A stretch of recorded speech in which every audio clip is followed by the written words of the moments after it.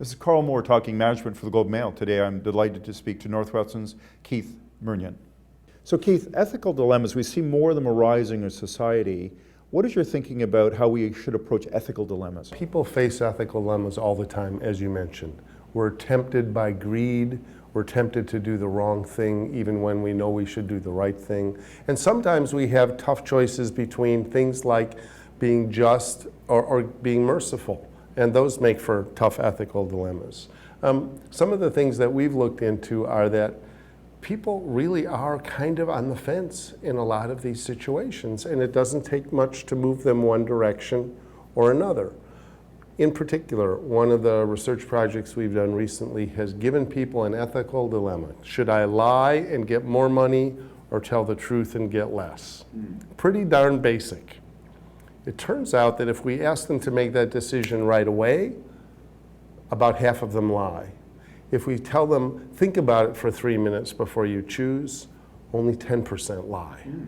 So contemplation is one way that people can move toward ethical choices because it gives them time to get away from their immediate, instinctive self-interest to realize, maybe self-interest is not such a good thing here. So how does a leader, a manager, help their people be more ethical in that case? So leaders can be more helpful in a variety of ways. One is to take temptation away. I mean, one of the silly things I'll say to people is, don't leave piles of money sitting around your office uncounted. I mean, you know, it just doesn't make any sense. So take temptation away, and there are a variety of ways that we can do that. Second thing is, actually have reminders about good moral choices around. A third thing is actually pictures of people. So what we've done in another study is we've given people temptation to lie for money, and many of them do. But in fact, we've also given them a situation where they do calculate net present value, and then we give them an opportunity to lie for money.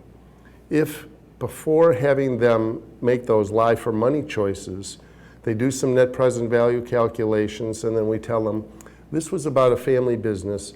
Pick one of these pictures, and we show them pictures of 4 families. Then we have them make the lying decision. They're much less likely to make it when they're socially aware. So you can get into a mindset of money, of calculation, of finance, of accounting, and if it's divorced from social life, it's hard to see the consequences of your choices on others.